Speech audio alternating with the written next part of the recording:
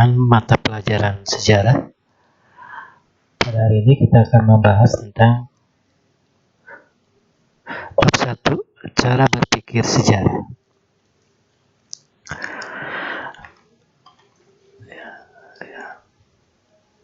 Kita awali dengan pengertian sejarah menurut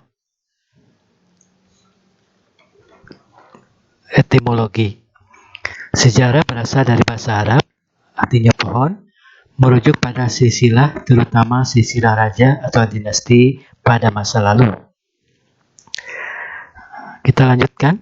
Sekarang pengertian sejarah menurut para ahli.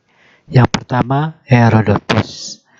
Menurut Herodotus, sejarah bukan berkembang dan bergerak lurus ke depan dengan tujuan pasti, melainkan melingkar yang tinggi rendahnya disebabkan oleh keadaan manusia.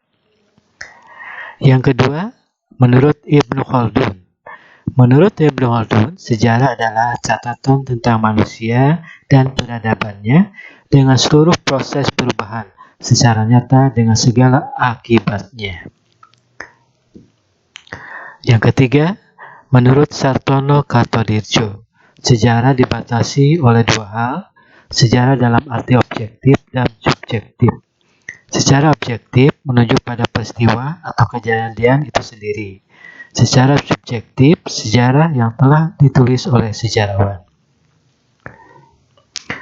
Keempat, menurut Muhammad Jamin, sejarah adalah ilmu pengetahuan yang disusun atas hasil penyelidikan dari berbagai peristiwa yang dapat dibuktikan kebenarannya.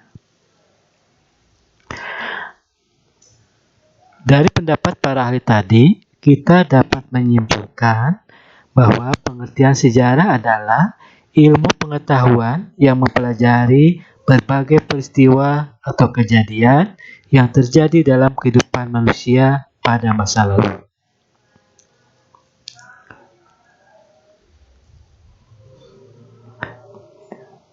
Tiga unsur penting dalam sejarah, yaitu manusia, ruang, dan waktu.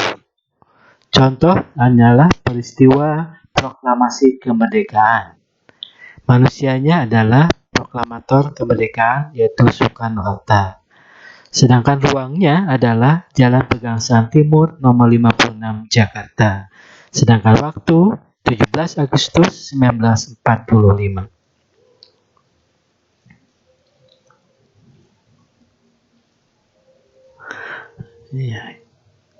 Yang ketiga, kita lanjutkan, yaitu tentang cara berpikir kronologis dalam sejarah. Apa itu kronologis? Kronologis berasal dari kosakata kronos, sama dengan waktu, dan logos artinya ilmu atau uraian. Jadi berpikir kronologis adalah ilmu tentang waktu yang membantu menyusun peristiwa sejarah secara berurutan. Mengapa kita harus berpikir kronologis? Yaitu agar kita terhindar dari ankronisme. Apa itu ankronisme? Adalah cara berpikir yang rancu antara waktu satu dengan waktu sejarah yang lain dalam peristiwa sejarah.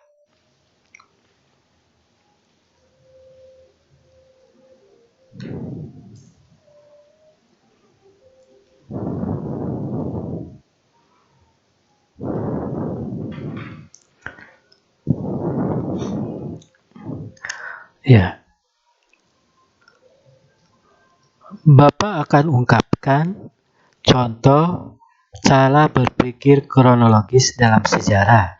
Misalnya adalah jatuhnya Jepang atau kekalahan Jepang dalam Perang Dunia Kedua. Kekalahan Jepang dalam Perang Dunia Kedua itu diawali tanggal 6 Agustus tahun 1945 dengan dibom atomnya kota Hiroshima dan Nagasaki. Sedangkan tanggal 9 Agustus 1945 sekutu membom atom kota Nagasaki. Nah, dua peristiwa tadi Kedua peristiwa tadi mengakibatkan Jepang menyerah kalah.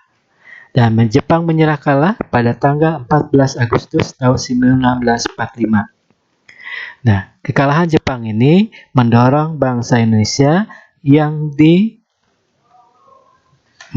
oleh para pemuda mendesak golongan tua agar secepatnya memproklamasikan kemerdekaan. Maka muncullah ketegangan antara kelompok muda dengan kelompok tua. Kelompok muda adalah kelompok yang ingin secepatnya Indonesia memproklamasikan kemerdekaan. Sedangkan kelompok tua adalah kelompok yang menginginkan proklamasi dilakukan tetapi harus melalui musyawarah dengan PPKI. Muncullah ketegangan dari dua kelompok ini.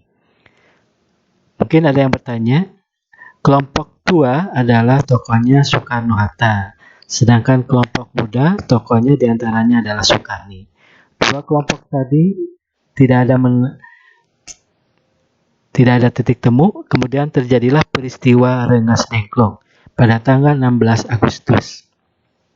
Dari peristiwa tadi, kemudian terjadi selanjutnya adalah perumusan teks proklamasi yang dilakukan di rumahnya Laksamana Maeda dan berhasil menyusun teks proklamasi. Kesepakatan proklamasi akan dilakukan tanggal 17 Agustus tahun 1945.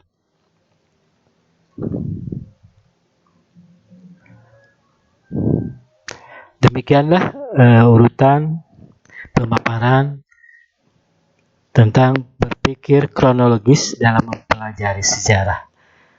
Selanjutnya kita akan lanjutkan minggu depan. Sekian, Assalamualaikum warahmatullahi wabarakatuh.